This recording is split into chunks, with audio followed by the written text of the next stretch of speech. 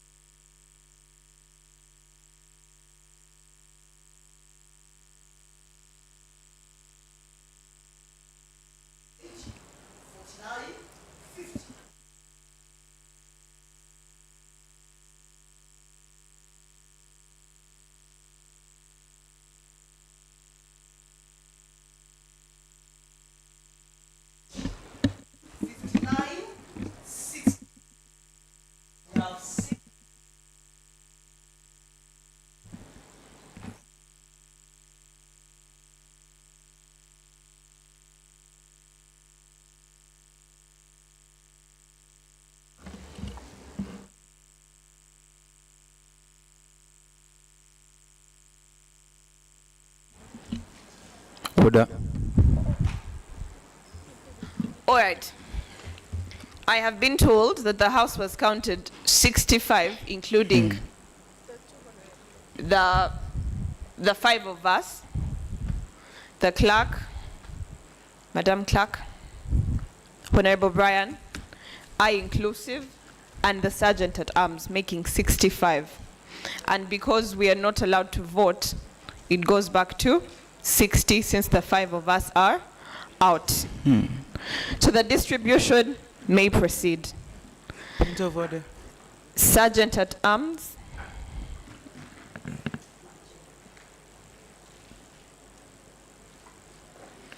I kindly request we proceed with the counting of the votes.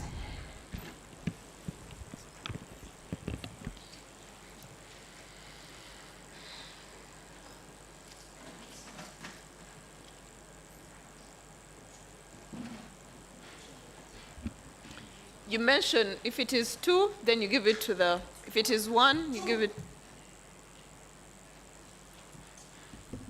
You're counting?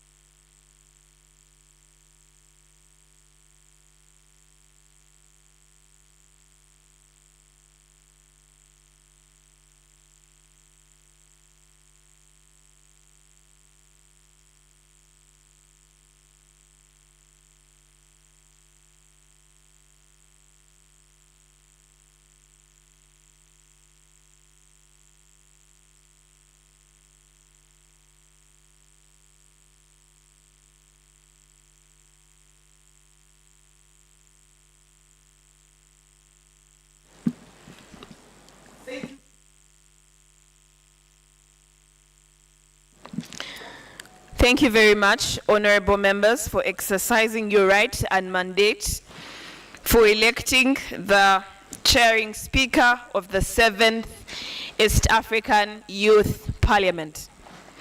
Allow me to congratulate the two candidates for coming this far. It is never an easy one. It is never a calling that you just randomly get. But it takes courage, it takes determination, and it also takes a will to serve the people. Allow me to congratulate, I think I can use the word right honorable. Allow me to congratulate Right Honorable Alak Andrew, who is going to, as the 7th Speaker of the East African Youth Parliament, coming all the way from South Sudan. Allow me also congratulate Right Honorable Kovrin as the 7th Deputy Speaker of the East African Youth Parliament, all the way from Rwanda. At this juncture, this House is adjourned for the next 5 minutes as we dress our new leaders. Thank you.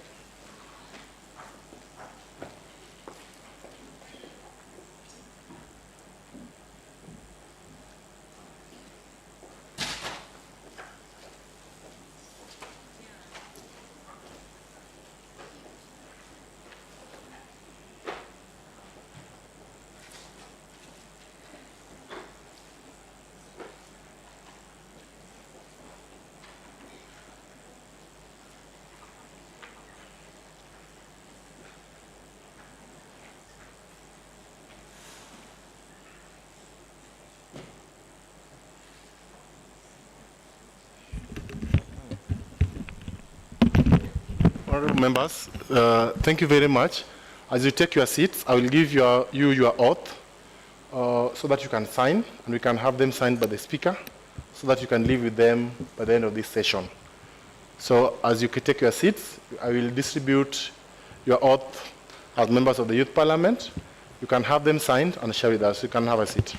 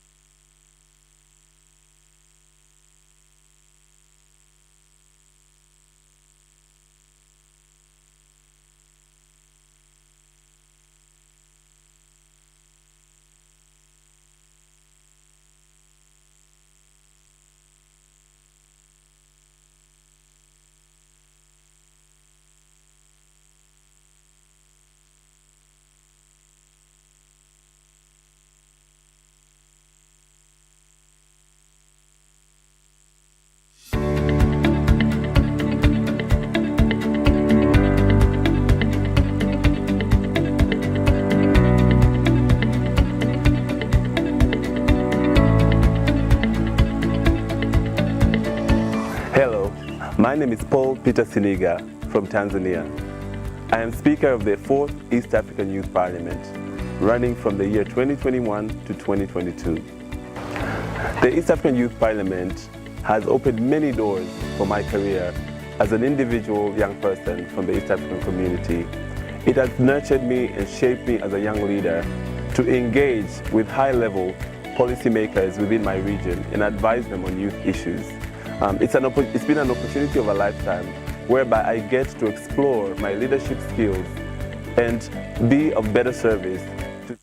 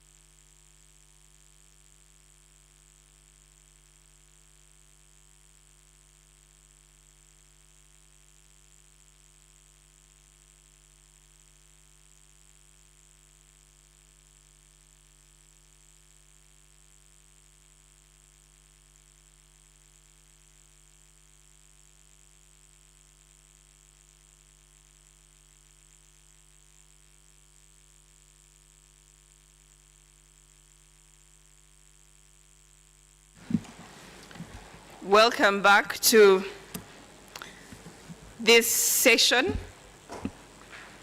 As I had earlier done, I would like to congratulate our new elected Speaker and Deputy Speaker who are going to be taking oath. But I'd also love to recognize the presence of the clerk to the East African Youth Parliament. You're welcome, Honorable. I'd also love to recognize honorable members from the Parliament of Uganda. You're welcome to this house. And the team from the Ugandan Parliament, led by Madame Lydia, you're welcome with the team. And each and every dignitary present, our funders and partners to the East African Youth Parliament. At this juncture, we shall be having oath of the new speakers, which will be presided over by the clerk of the East African East African Legislative Assembly. You're welcome, Honorable. Honorable Clerk, whatever.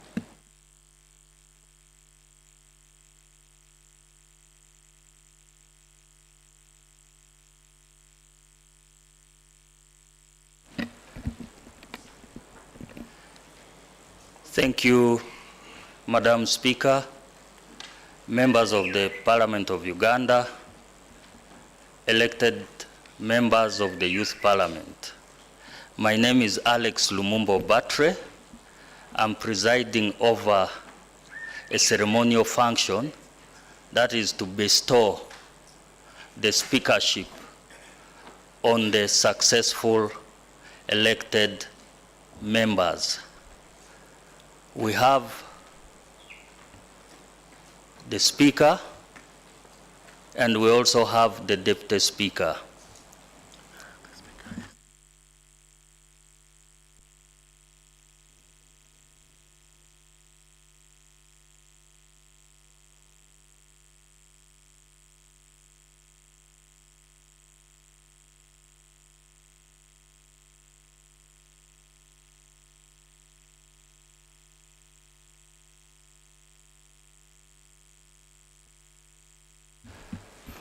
Thank you.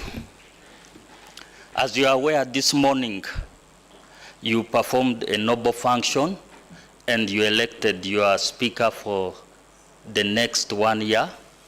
The term of the current speaker comes to an end after taking oath. You elected Andrew Alak from South Sudan. Am I correct? Because the person who wants to subject oath should be Andrew Alak from South Sudan as Speaker. After that, we will subject Kovrin Katura from Rwanda as Deputy Speaker.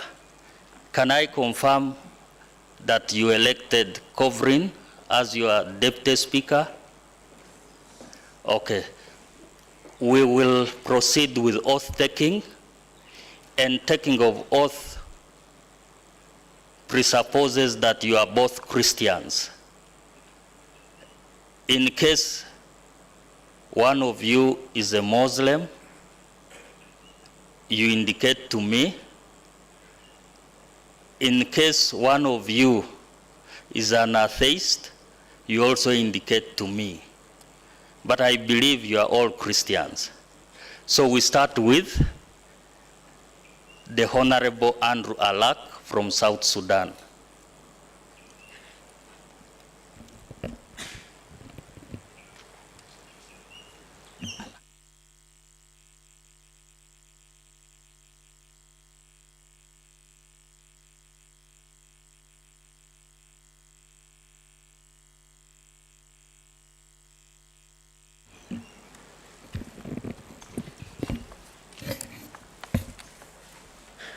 I, Alak Andrew Dow, do swear affirm that I will truly and faithfully serve the East African Youth Parliament in the office of the Speaker, and that in the exercise of the roles and the function of this office, I will do right to all manners of persons according to the Constitution for the establishment of the East African Youth Parliament, rules of procedure of this Parliament, and that I will not directly or indirectly reveal any matter referred to the Parliament and committed to my secrecy.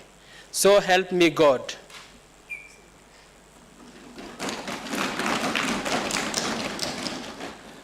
You sign here. You sign here.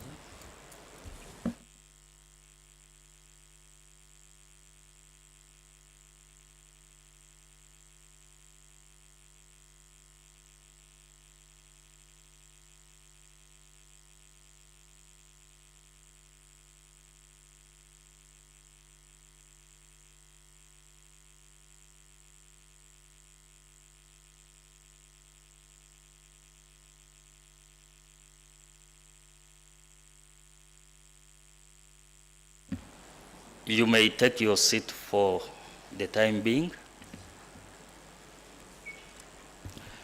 We'll proceed with our next ceremonial function, that is taking of oath for the Deputy Speaker, and that is Madam Kovrin. Please step forward.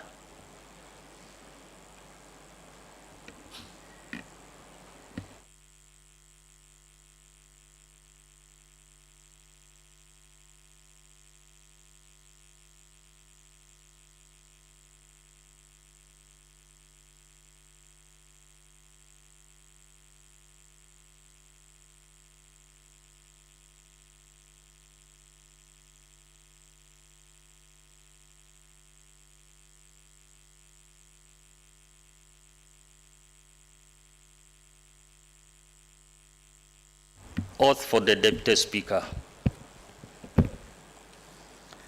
I, Akamtwa Kovrin, do swear affirm that I will truly and faithfully serve the East African Youth Parliament in the office of the Speaker, and that in the exercise of the roles and functions of this office, I will do right to all manner of persons according to the Constitution for the establishment of East African Youth Parliament, rules of procedure of this Parliament, and I will not directly or indirectly reveal any matter referred to the Parliament and committed to my secrecy. So help me God.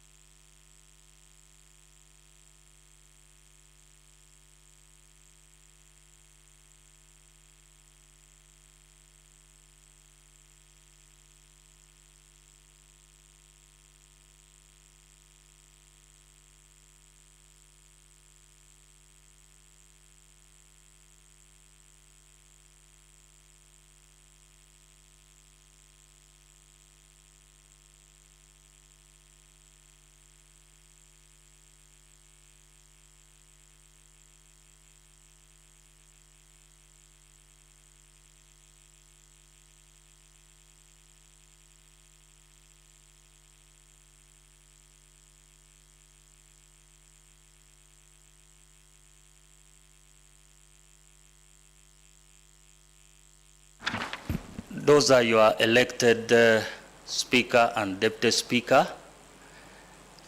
At an opportune time, they will be taking their seats. They will be taking over the mantle of speakership, deputy speakership, and also take possession of the gown, the seat, and our mess. In our parliamentary tradition, we don't have a gavel, but we have the mess. So that's your symbol of authority. You will receive them when the outgoing speaker hands over. Thank you. Take your seats.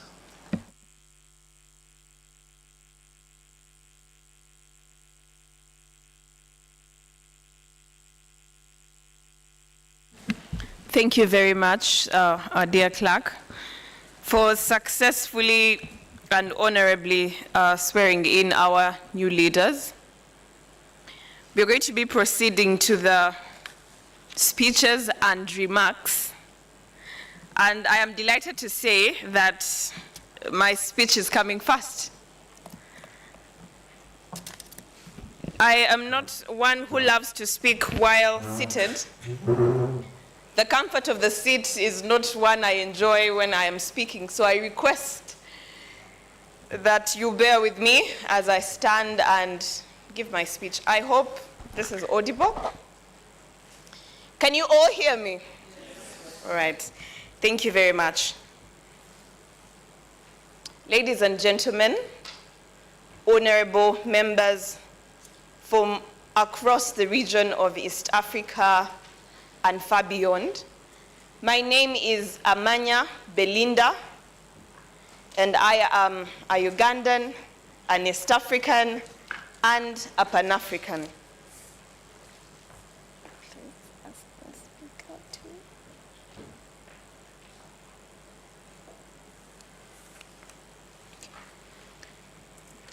I had ended on a part where I said I am also an East African. The day I came into this office, I must say, just like any other youth, I was nervous. I didn't know what was ahead of me or what was expected of me, but what I knew was I had to deliberate the debate that was going to be happening, the debates that would happen in this room. But after that, the aftermath of what happens beyond this room is what you carry as a spirit of leadership, determination, and the aspirations of seeing a united East Africa. Allow me extend my gratitude humbly to the people that have mentored me and supported me on this journey. Starting with the Speaker of Yala, the clerk, and the entire office. There's so many requests you would make to attend the sessions for support, and they always responded. Even when you needed guidance on how to proceed on so many things, the office was always an open door for guidance and mentorship. Thank you very much. Back home in Uganda, I think the maximum support I received from Uganda was overwhelming. The leaders from Uganda, starting with the Speaker of the Ugandan Parliament, to the First Deputy Prime Minister and Minister of East African Affairs, Right Honorable Rebecca Kadaga, to the Minister of the Youth, to the Chairperson of Yala. Each and every person has been a key player in this journey. The various activities or efforts I've been able to reach to have been all because I was standing on shoulders of great people. And I'd like to extend my appreciation to them, to the various youth, to Faraja Africa Foundation for this opportunity. Sometimes you'd need to knock on a certain door and the question is, who knows you? And you need an introductory letter. And they always offered to support. They made sure we got the visibility where we needed it. And really mine is thank you very much. On my journey as the Speaker of the East African Youth Parliament, I've had the privileged honor of working with various organizations and youth in the region. But specifically, allow me to applaud an organization called Ligi ya Vijana. I partnered with them, and we made movements to various countries. I have seen my brothers and sisters from Udom. We were at Dodoma University, and we were having an East African youth seminar, and ours was to extend East African integration to the youth. What is their perception about it? What is their involvement? We've been to Uganda, Tanzania, Kenya, and Rwanda, but we are yet to explore the remaining countries. But to our funders and to the respectful concerned bodies in this place, the youth of East Africa are not well when it comes to the information of East African integration. Some of them think it is politics of the so-called big dogs or the leaders. Others think it is something that does not concern them because they think it's maybe just political, but they do not understand the various benefits that are in place when we talk about integration. And if we are to have the integration of East Africa, it comes from the people themselves. The people that understand that East Africa is us, the people, and not just the leaders, but you and I. The Yala sessions have been happening in Uganda, and I was honored to be present at the State House of Uganda when we're being welcomed and officially opened by the President of Uganda. And he mentioned something. He talked about the interconnectedness of our ethnicity as East Africa. He said, when you go to Kenya and you spoke some of the Luo and you spoke Luo from northern Uganda, they would understand. When you go to South Sudan, they would still understand. When you get someone from western Uganda, the Banyankole and the Ankole, Batoro, and you take them to Karagwe or somewhere else in Tanzania, you will be surprised that the dialect is similar. Same case for even Somalia. We were surprised. Some words were the same. For example, he used the word dung. In my language, we call it amasha. Other dialects call it obusa. The Kenyans, what do we call dung? Any people from Kenya, what do we call cow dung? Dung from the cows. Any Kenyans in the house? Yes, Honorable Barasa?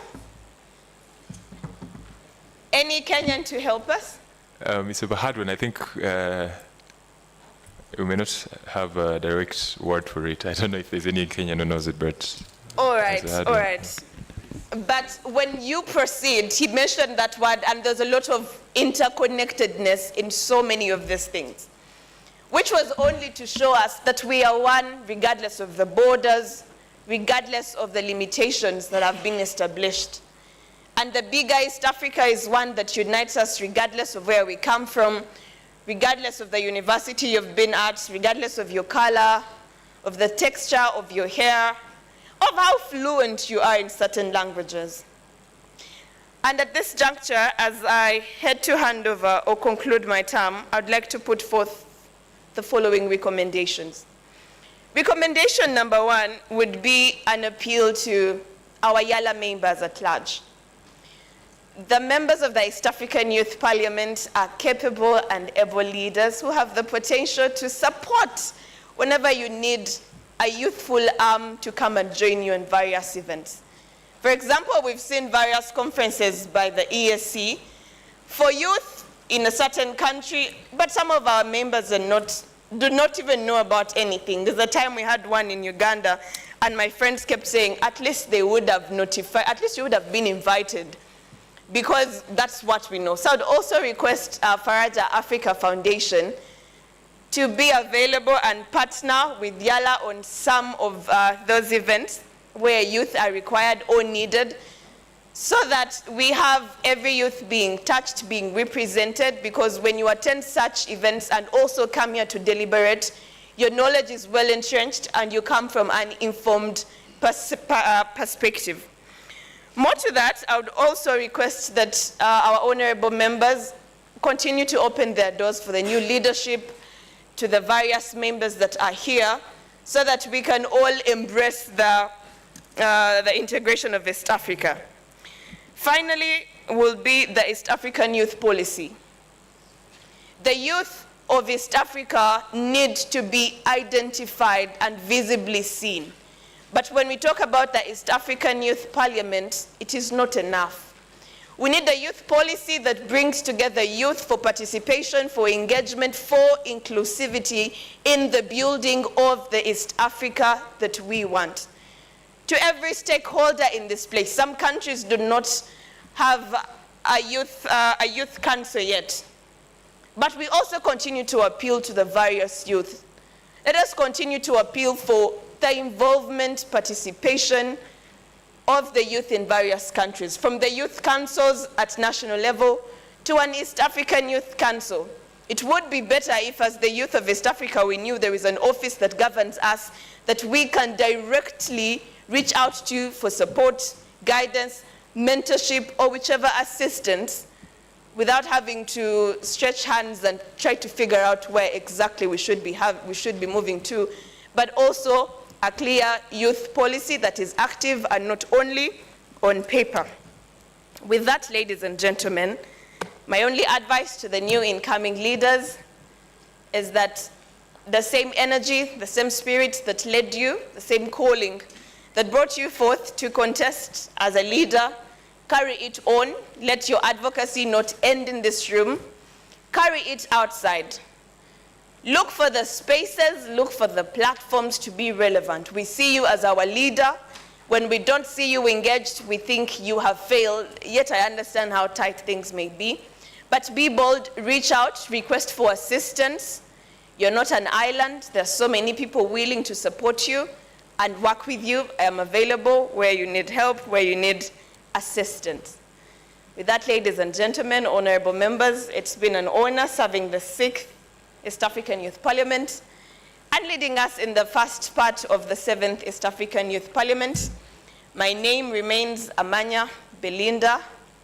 For God and my country, may the good Lord bless you, and may East Africa continue being united and great.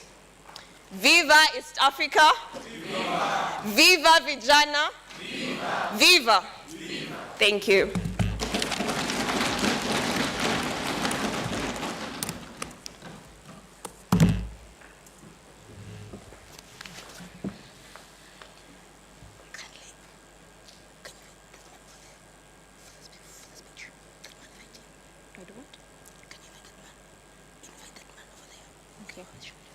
Okay.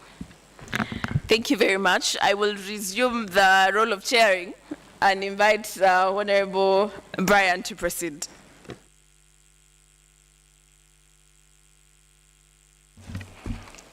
Thank you very much, Right Honorable Speaker, for this session. And thank you also all honorable members and young people across the region, all our delegation, Right Honorable Clerk, honorable members from Uganda, and all our partners present. Good morning once more. So I will move very quickly from where the speaker have left and invite Kinamama Africa to give their speeches in this moment. I'll therefore invite Ms. Sharon to come over and give her speech.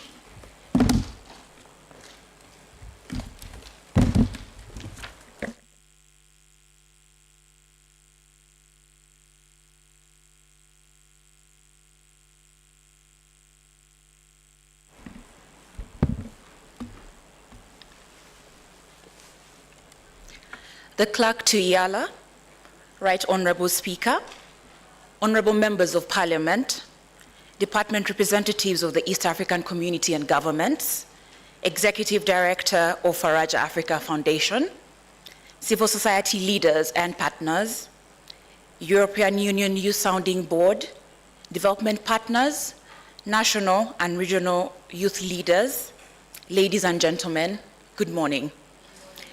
My name is Sharon Erienyu, and on behalf of Akina Mama wa Africa, I'd like to thank the government of Tanzania for hosting the 7th East African Youth Parliament that starts today in this beautiful, vibrant city of Arusha under the theme From Cliques to Progress, Youth Digital Pathways to Sustainable Development. It is highly anticipated by the youth of Burundi, the Democratic Republic of Congo, Kenya, Rwanda, Tanzania, South Sudan, and Uganda. Akina Mama wa Africa is honored to co-host this space with the East African Legislative Assembly, Faraja Africa Foundation, and partners. Akina Mama wa Africa is a feminist Pan-African leadership development organization founded in 1985 and working across the African continent. AMWA's work is advanced through feminist and transformational leadership development, feminist research and knowledge building, and policy influence and movement building. We envision a world in which African women are politically, economically, and socially autonomous and are champions of change in their lives and society. Effective youth participation is about creating opportunities for young people to be involved in influencing, shaping, designing, and contributing to policy and the development of services, programs, and the East African Youth Parliament is one of the many formal spaces in which young people can meaningfully engage. In Africa and around the world, democracy is in peril. Strong men are getting stronger, human rights abuses are multiplying. Women, youth, and other marginalized groups continue to be excluded from decision-making spaces. Corruption is deeply undermining progress as misinformation spreads like wildfire, undermining public confidence. Youth, like women, share certain negative attributes and exclusion. Women leaders are persistently scrutinized on issues as broad-ranging as their suitability and capabilities to perform leadership roles, considered subordinate to men in leadership and experience, disproportionate visibility, and systemic discrimination. As some of you may be aware, next year will mark 30 years of the Beijing Declaration and Platform for Action, and one of the most progressive blueprints ever for advancing women's rights. It will also mark 10 years since the adoption of the 2030 Agenda for Sustainable Development, another historic promise to secure the rights and well-being of everyone on a thriving, healthy planet. However, we are living in a global economy with rising conflicts and the climate crisis that have placed the promise of the goals in peril. Can we still turn things around in the remaining 5 years? Despite decades of affirmative action and interventions geared towards addressing structural inequalities, women remain underrepresented and with limited influence in decision-making and political spaces. And even when represented, it remains a box-ticking exercise, with women having little to no power in these decision-making spaces. Women's meaningful political participation is fundamental to gender equality and genuine democracy. It facilitates women's direct engagement in public decision-making and ensures better accountability to women. It is crucial that we uproot all forms of deeply entrenched patriarchal structures and systems which use power and privilege to oppress, exclude, and exploit women. Over the next 2 days, we need to harness our energies for some of the challenging conversations we'll have, and I urge us not to shy away from speaking truth to power. The East African Youth Parliament is a critical advocacy opportunity for issues disproportionately affecting the youth, especially young women in our various contexts. And so in closing, with the words of Vice President Kamala Harris, listen to those who are not being heard. Respect and embrace those whose experiences are different from your own, and recognize who is not in the room and invite them in. And do not forget the power of your own story. Convenings such as these are very important to ensure that we are including everyone in all their diversities. Thank you.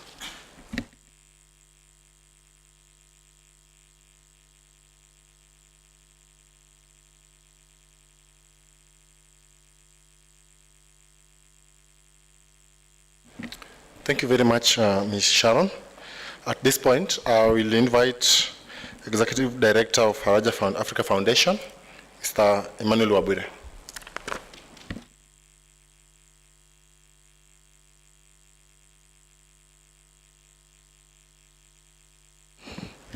Thank you very much.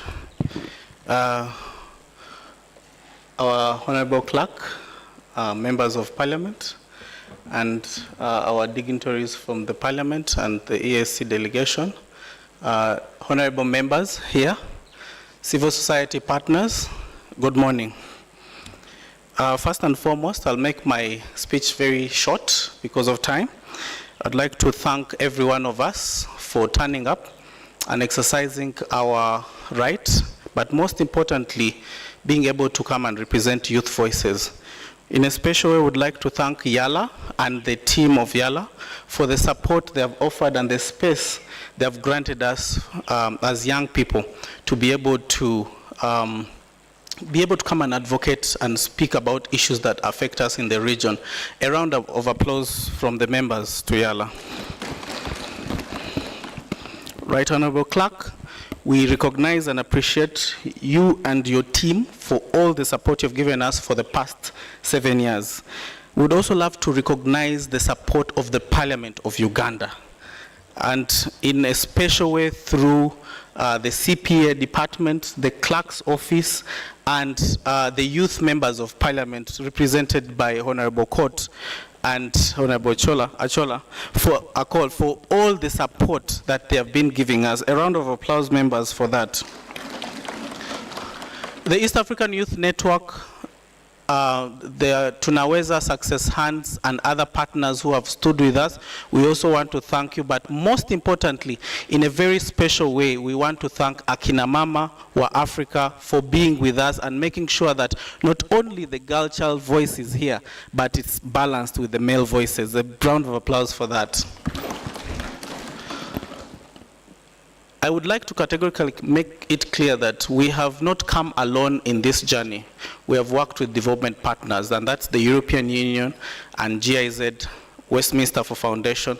They have equally stood with us, and through that, and we know that we have the delegation for the YSB for EU here. We'd also love to thank you for the support that you've offered us during this period. Thank you.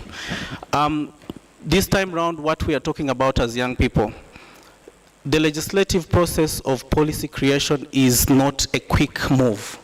It is a process that takes time and years for members to understand what we stand for as young people. But most importantly, I would like to mention it to everyone here, that the voices you make are fundamental and key in the sustainability of our member states. But not only that, the sustainability of the EAC at large.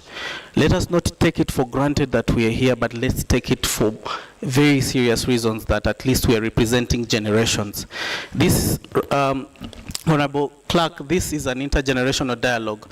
In here you have young people who are Gen Alphas, we have the Gen Zs, we have the Millennials, and we're also happy that the Gen Xs are here. Thank you. And we hope that out of this intergenerational dialogue, we will be able to pave way in answering social justice problems, but most importantly, allocation of resources to resolving some of the fundamental challenges we are facing in the regions. We acknowledge the support, the work that has been done in passing policies that are relevant to ensuring a smooth integration process, and we are saying we are here to support and to do more together. Asante.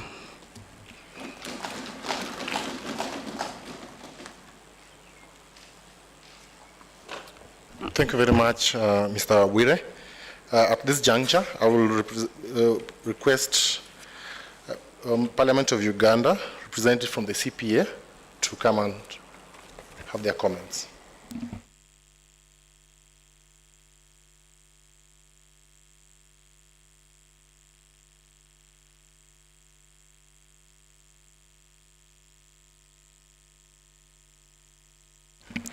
Thank you very much, Madam Speaker, honorable members of the Parliament of Uganda, honorable clerk, my colleagues from Parliament of Uganda, and honorable members of the East African Youth Parliament.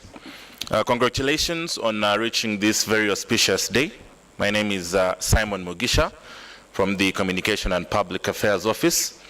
Just two things. I would like to say that we are very happy and proud to always partner with Faraja Africa Foundation to bring the National Youth Parliament to life, which we always have every year in Uganda, and which culminates in this very important event where now the Ugandan MPs, youth MPs in the making, integrate with their colleagues from other East African states.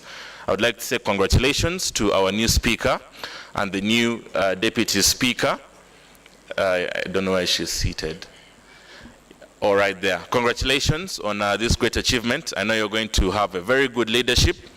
And the second is to emphasize our continued commitment as Parliament of Uganda to supporting the cause of the youth in Uganda and the East African youth.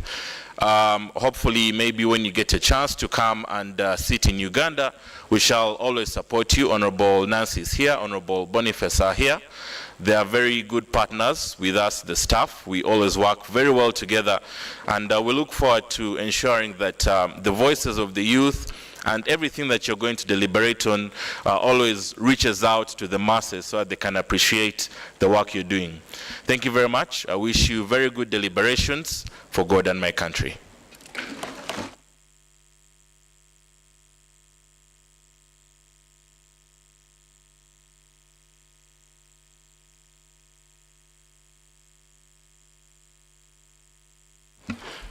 Thank you very much. At this juncture, I will invite Honorable Akol to make her speeches, and then in turn invite Honorable Court to make his speeches, and finally Honorable Court to invite the Honorable Clerk for the final speeches. Thank you.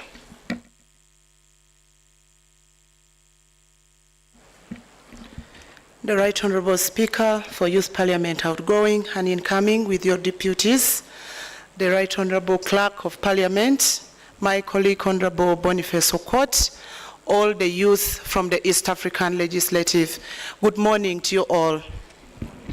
My name is Achora Nancy Odonga, a member of Parliament from Uganda and a member of IPU. I represent Uganda at the Global Parliament, and also a member of Human Rights of Parliamentarians at the Global Parliament.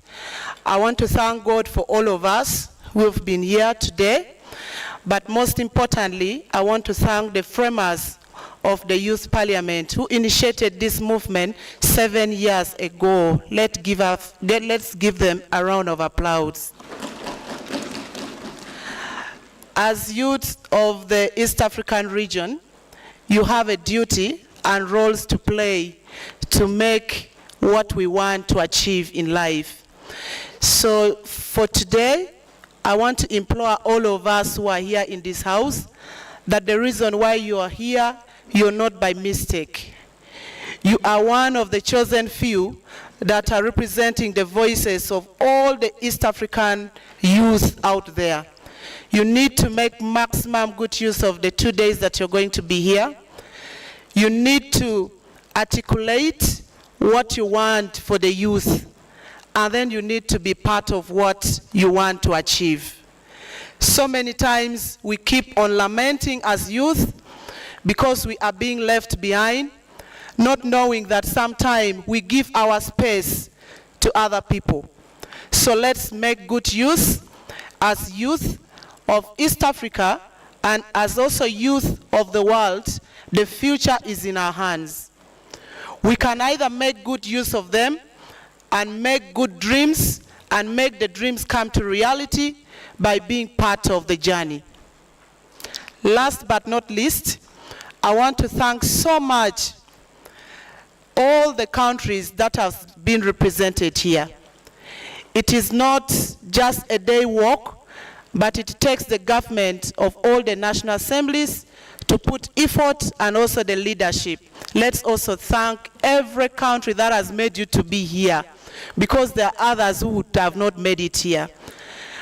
And finally, to the predecessor of the Youth Parliament, the Speaker, we thank you for steering the House, but I also want to request you to continue mentoring the new leadership so that they can do much better than what you've done for the Youth Parliament of East Africa. I am very glad that as a member that comes from Uganda, Even my district councillor, where I represent, is in the house, Honorable Onet Charles. I am very, very delighted. What a small world. I feel proud now when I speak, and the person that we share leadership at the district is also at the youth parliament. Moving forward as youth of these countries, the region, we need to know that unity is our strength. So when we are here as East Africa, you don't need to sit as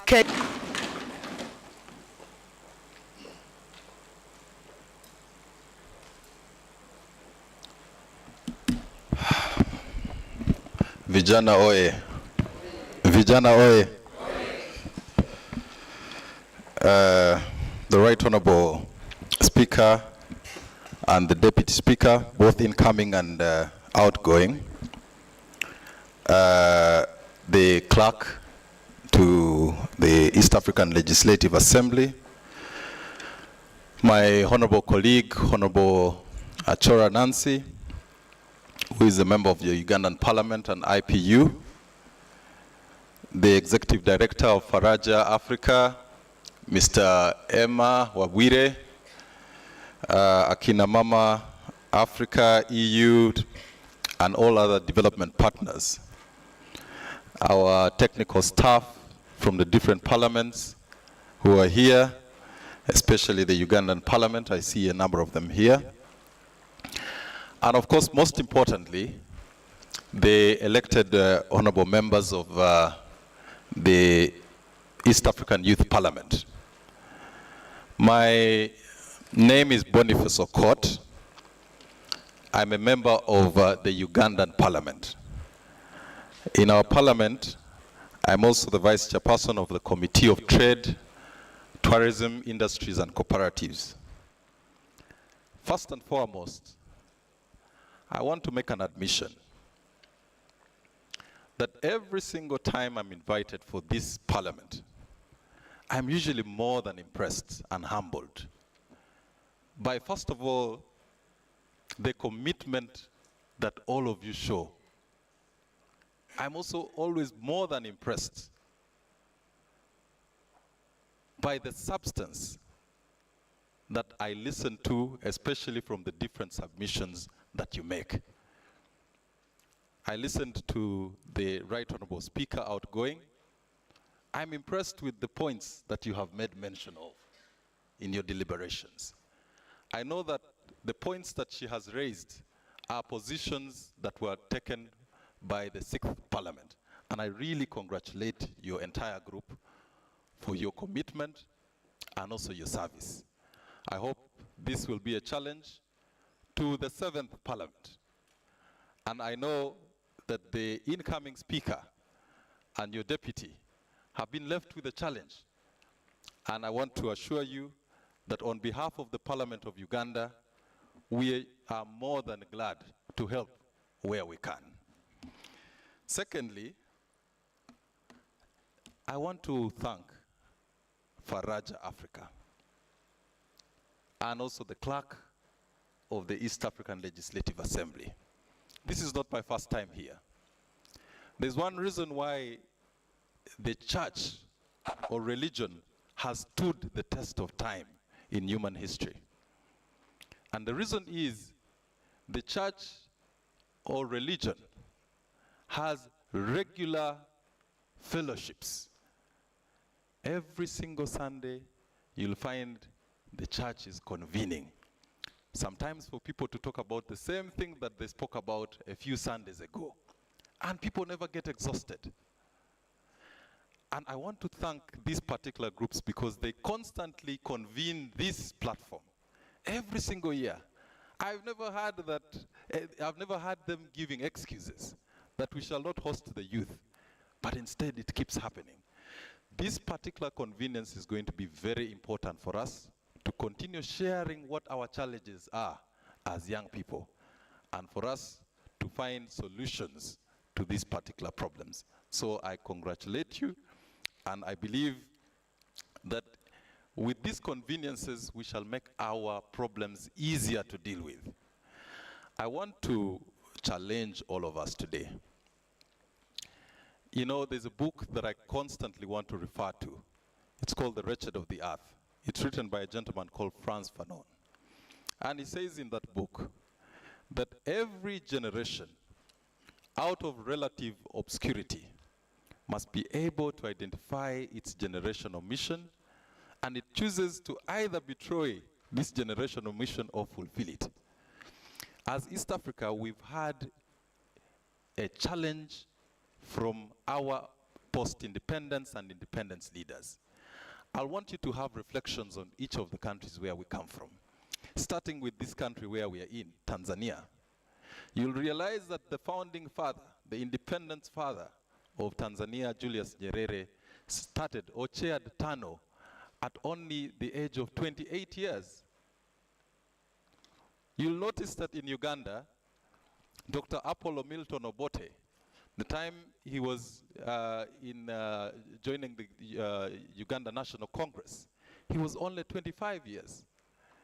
In Kenya, Jomo Kenyatta was only 33 years when he was involved in these struggles.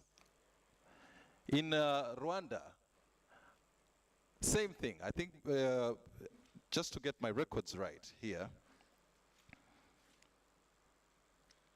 in Rwanda, Gregory Kayibanda was only 26 years, 1957, when they co-founded the Rwandan National Union. In Burundi, Louis Rwagasore was only 24 years when they founded the Union for National Progress in Burundi. In South Sudan, John Garang, with the SPLM movement, 26 years, it was 26 years in 1971. In Somalia, Said Barre was only 22 years when he joined Somalia Youth League, 1941. Now, if our independence fathers were this young at the time they commenced these independence struggles, and at that time, they didn't even have social media that was an easy means of convening people. Their hardships were much tougher than ours. The roads were terrible. But I mean, they were still able to address and fulfill their generational mission. How about us now?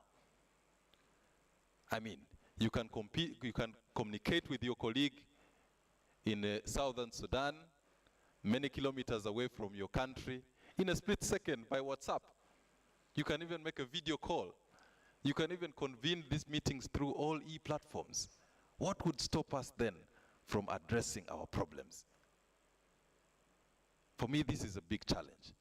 So I wish you well in your ongoing deliberations. We shall be available to help out where we can, and I'll leave you with a quote, that you can dodge your responsibilities, but the one thing you cannot dodge are the consequences of dodging your responsibilities. Thank you so much. I brought along with me a honorable member who I want to introduce. Honorable Tumtum, you can rise up. This is my sister. When I was coming for this youth parliament, she had watched a few videos and also read some of my documents that were coming from the youth parliament. And she told me that if you're coming for the youth parliament, I must come along with you.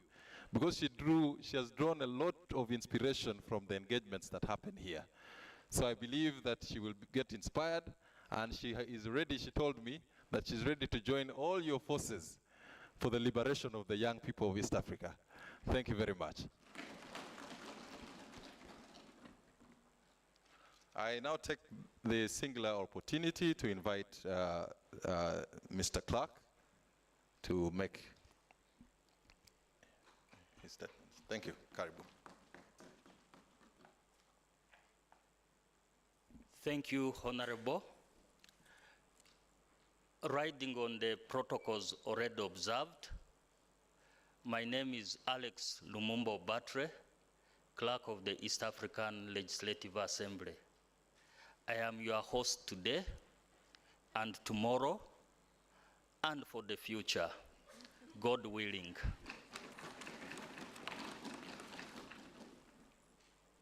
As your host, my noble duty is to welcome you to Arusha. The Speaker of the Assembly will also be joining us. He's currently participating in the EAC Speakers Forum. Everything is about the community. As we are here today, it's about the community. As they are there, it's about the community.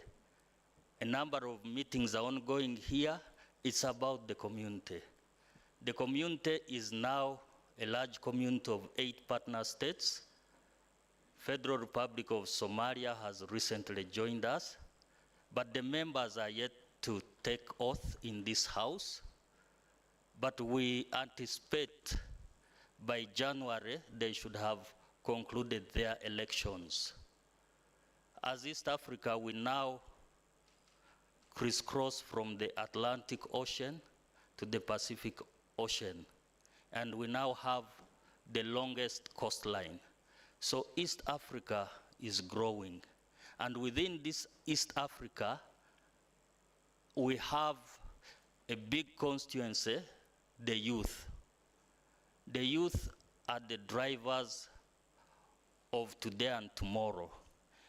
And we feel honored when you are able to meet together to discuss about your EAC and also about your specific countries. I've taken note of the proposals made here. One of them is participating in EALA activities. I'll discuss this with my speaker and the committee chairpersons. In every activity, they should extend invitations to members of this august house. You also talked about inputs in the youth policy and the EAC youth bill. Yes, the youth policy is still under discussions by the Council of Ministers, but we shall also advocate for you so that they expedite that policy. Not only the youth policy, but also the gender policy, persons with disabilities, all these must be concluded. We are taking far too long to negotiate them, but the call is from you that we expedite consideration and publications. With regard to the EAC Youth Bill, this was a bill of the 4th Assembly. It did not pass because the tenure of the 4th Assembly concluded prior to passing of this bill. When the 5th Assembly came into existence, the bill was saved by a motion for a resolution which was adopted, and I can assure you it is one of the bills currently under consideration. We have a member already assigned the duty to bring it for first reading, and he's a youth himself, that is the Honorable Gerald Black Siranda from Republic of Uganda. So the delegates from Uganda, please know who is supposed to bring forward that bill. Always look out to him. Now, regarding your motions to be moved, one of them is on climate change. Indeed, a very important motion. This month we are in COP29, and a lot of the issues that you will be debating are also on the global agenda. So we expect that the output or the outcomes of your discussions will lead into resolutions which I will receive and also bring forward to our committee responsible for the climate change and agriculture. With regard to trade barriers, this is work in progress. We used to have over 200 non-tariff barriers. We have worked to bring that down to 170, I think they are now 179. But we also take note that as countries are reducing trade barriers, take advantage of such in the event they are established. With regard to your motion on sexual and reproductive health, we have already introduced the medical services bill, which was moved for first reading, and we're also working towards reintroducing the sexual and reproductive health bill. So we hope to see light at the end of the tunnel. Last but not least, at an opportune time today, as you have noticed, we do not still have the youth members of parliament. Elections were done, you are yet to take oath, but this will be done by your speaker when your session begins. And finally, I congratulate you, welcome you, and accord you all the facilities for your successful deliberations over the next 2 days. I thank you.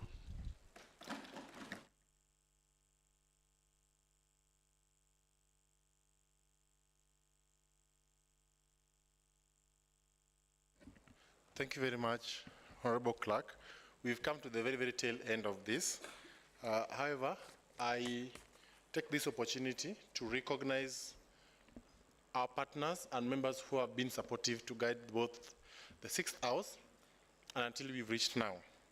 And therefore, I'll take this opportunity to invite Honorable Clerk to help us appreciate the following honorable members for this exercise. As the clerk is preparing to come, I'm also glad to join this session again to see the 7th members of the Youth Parliament undertake this mandate. At this point, I will invite Honorable Coach Boniface to kindly walk in front.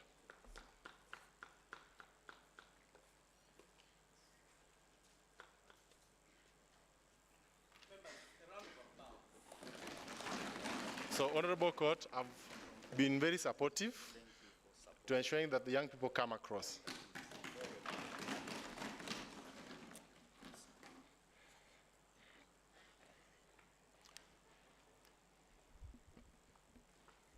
In the same spirit, for pictures, that's in front here.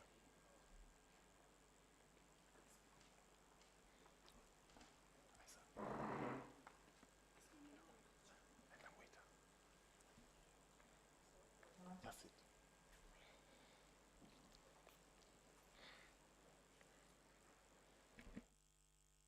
In the same spirit, I invite representative from Kinamama Africa, Ms. Sharon.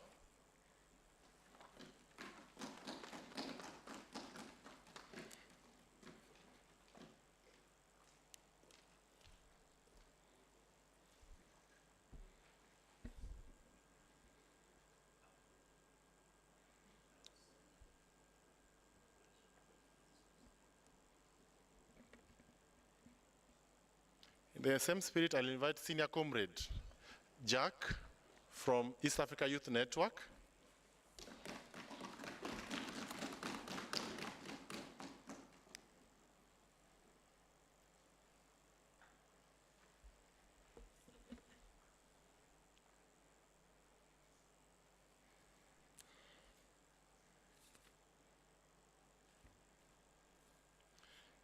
Next is East Africa Civil Society Forum, Janet.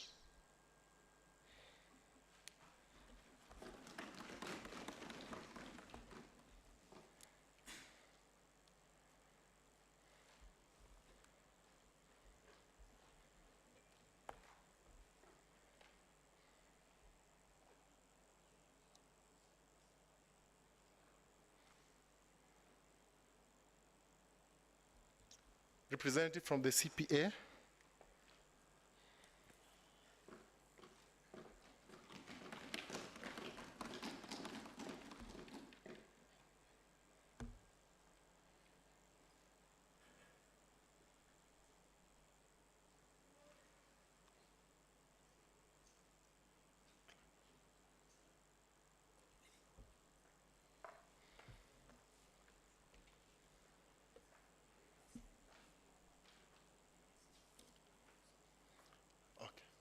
the same spirit, represented from ActionAid Uganda.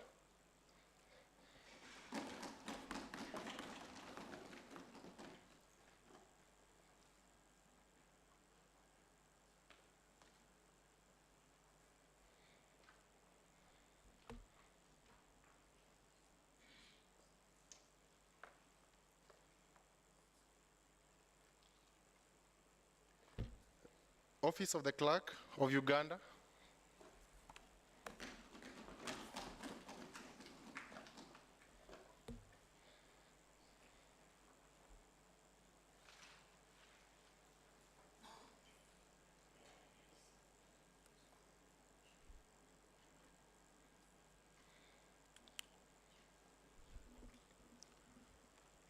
Clerk of the 6th Youth Parliament House, Honorable Isaac.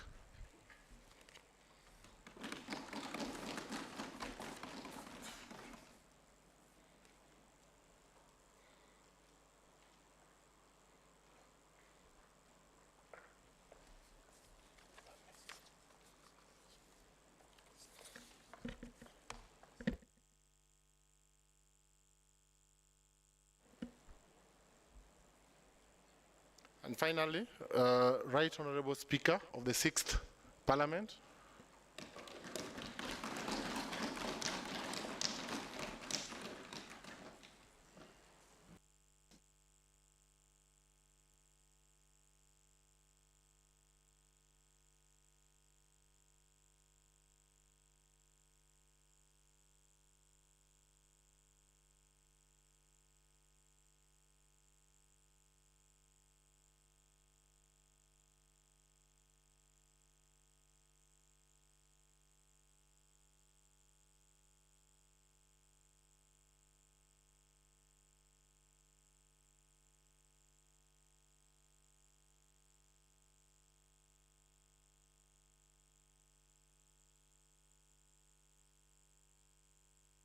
So thank you very much, Honorable Clerk, for that facilitation. So I hand it over back to the Honorable Speaker.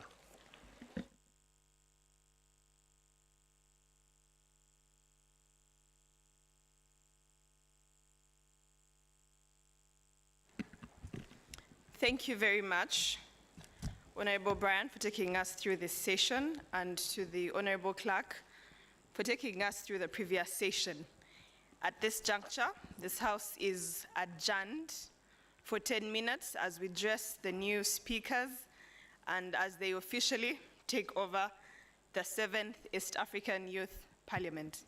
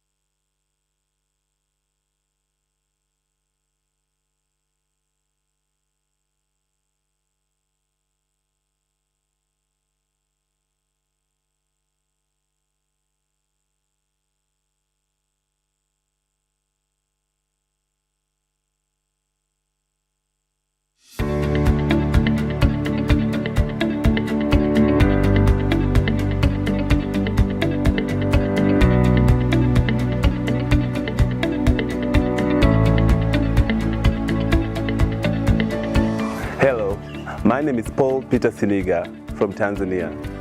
I am Speaker of the 4th East African Youth Parliament, running from the year 2021 to 2022.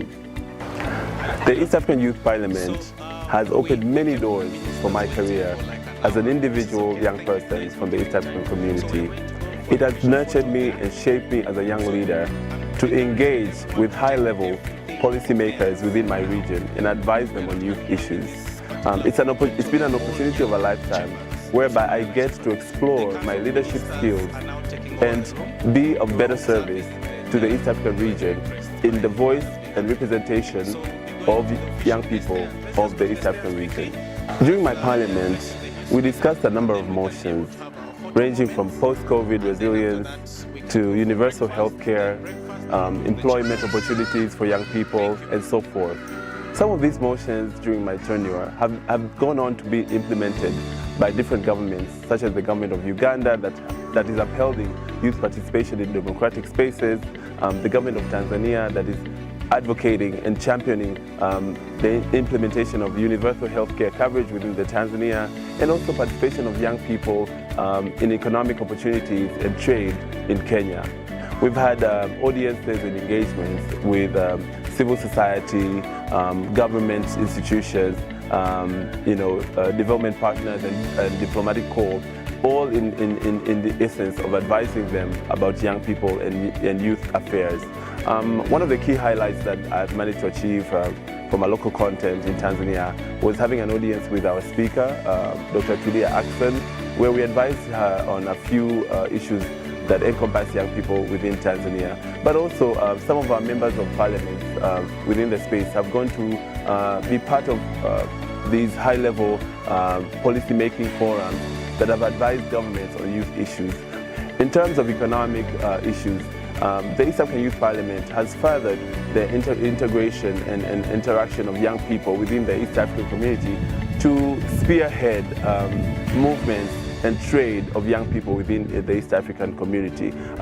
Economically, East Africa as one region bears a vast opportunity, an array of opportunities for young people, be it trade, be it cultural expression, be it joint participation in different programs, be it in the development agenda. We've seen the economic opportunities that the East African community provides to young people. Therefore, it was our mission as members of the East African Youth Parliament to contribute highly and talk to our government leaders and policymakers to uphold their treaty of East African to contribute more to the development of young people. In the social space, the East African Youth Parliament has been a safe space for us as young leaders and activists to work together, to come together, unified, to address the challenges within our community. The East African Youth Parliament is a safe space for young people to come together and address the challenges of the regions, find solutions, but also be key players in the decision-making processes by engaging with high-level stakeholders from the East African governments. So as a young person, when you get a chance to be part of the East African Youth Parliament 2022-2023, do not take it lightly. Show us what you've got, your skills, your talent, your vision, your activism, and things that you believe in to make East Africa community better. Whenever issues of young people are not spoken out by young people themselves, they don't necessarily get audience.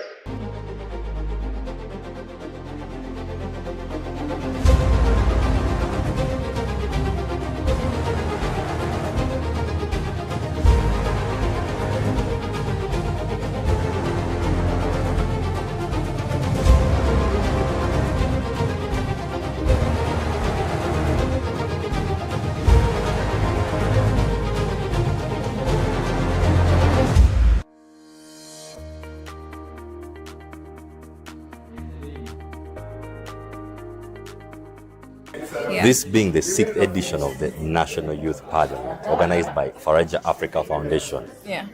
As always, the drill is you have the regional parliaments where youth get to debate on various issues. So how were the regional parliaments of this year? Well, quite interesting. They were bigger compared to last year. Remember, because last year we still had COVID, that was, sketchy. This time around, we had bigger numbers and we had wider participation. This year's Central Regional Youth Parliament has been an interesting one, where I've had young people come together and deliberate on issues that are actually pressing us. We are given those spaces to exercise and also give out our views to those local governments. We will cry and cry and cry until Jesus comes back. So far, this is the first youth parliament I've attended. Physically, I had attended the virtual one in 2021, but it has been a beautiful experience. A lot of brilliant people to meet. Seeing the youth passionate about the matters of the country. I think each year that gets by, the Youth Parliament becomes more interesting and it gets better. It's a very enriching experience to see young people debate on pertinent issues that affect them in society. It's a blessing to tap into their cups of wisdom because, they give us a fresh feel of what is going on at the grassroots, where we might not be able as leaders to reach on a daily. So young people's advocacy, strengthening the youth voice, is a platform that we really need to fully utilize, and the Youth Parliament offers it on a silver platter. The question the youth are asking out there, how do you choose this member of parliament to come on the floor of parliament? Okay, for starters, it is always a competitive process, that is for a fact. But in the competition, we look at leaders, young emerging leaders, who have hands-on skills, who have done something, and we also give a lot of consideration to the leaders from the grassroots, because given our development approach, we're using a bottom-top approach.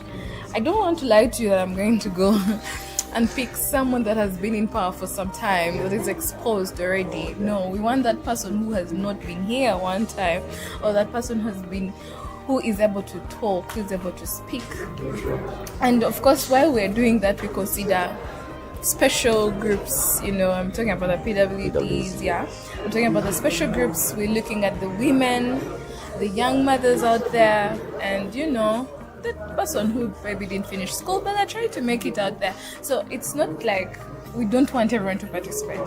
I also have to have regional balances. We want each and every region. I was so inspired by the sessions. When I was cheering, at some point I got lost in my head. I said, imagine this was the real parliament, because the people were really respectful. Under my guidance, I managed to imagine in 30 minutes, 18 politicians speaking to the point. That was special, and we need to improve this, keep on going with this. Now, one day is not enough for everyone to understand the content of the motions. We tried, but we can only try. So this has inspired me. I want to really talk, say, okay, what are the chances? Can we see, is there any chance that we could keep on these conversations? Maybe even if it's quarterly.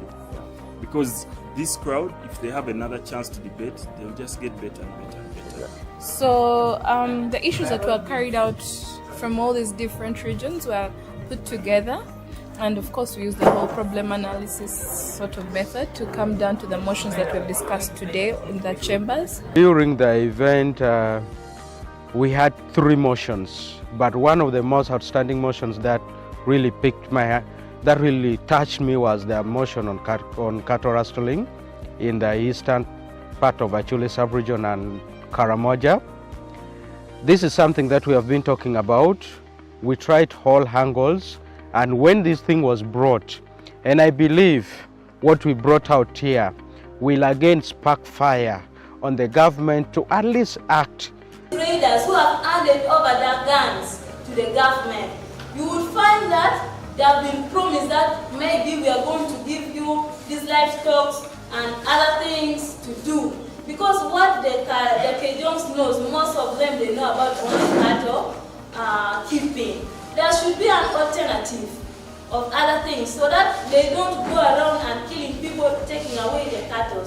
They should know that without keeping the cattle, we can also survive on our own. It is not only about the cattle raids that is taking place. As I speak right now, families are leaving their home as early as by 5 p.m.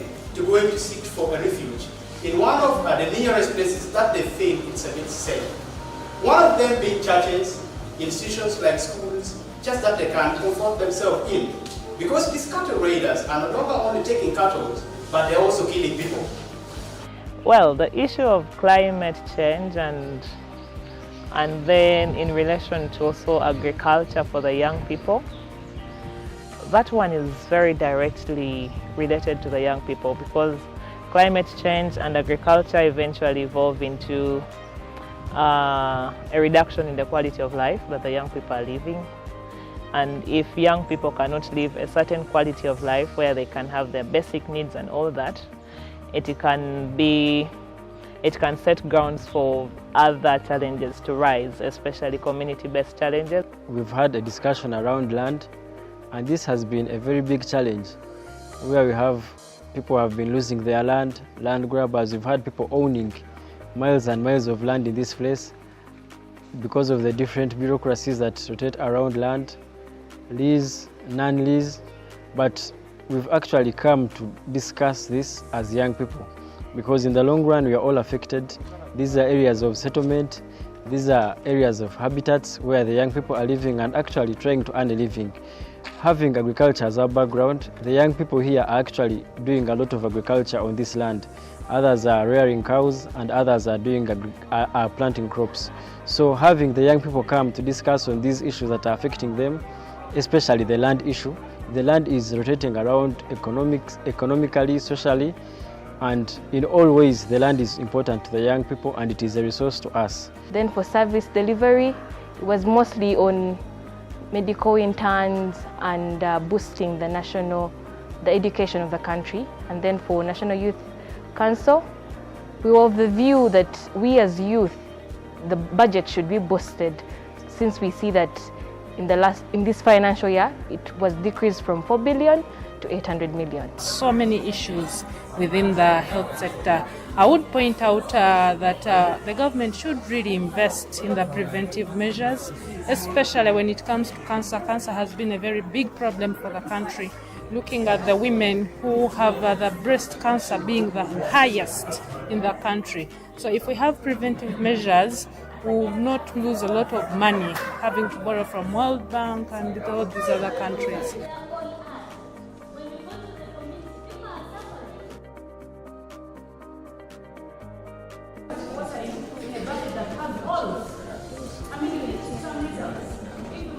The greatest challenge that I identified is research. You see, when you are invited for the National Youth Parliament like this, you should come well equipped with knowledge, with information on what you are going to debate about. You notice during the debates in the House, there were a lot of challenges. People were challenging each other on information, on falsehoods of speaking this and that. So it is very important that moving forward for the future, young people should always invest their time to research about the issues that they come to speak about. It only does not distinguish them as prominent leaders in the future, but it also substantiates debate better for policy shaping. The theme is in line with the International Youth Theme Day. It's about green skills. So we are trying to advocate for climate change. We also incorporated better livelihood. You know, climate affects it of way. Green skilling is one thing that we need to push across the divide. Not only young people, but young people are the center of it, because we are the drive to sustainability. If we have the young people of today each acquire a green skill, then you can transcend it to another young person. And a green skill does not require a budget. Just protecting your environment, being cautious about environmental degradation, seeing how best we can have as many young climate change agents as possible. For the two motions, the first one was on climate change. That is something very urgent. I'm personally going to take it to the Ministry of Water and Environment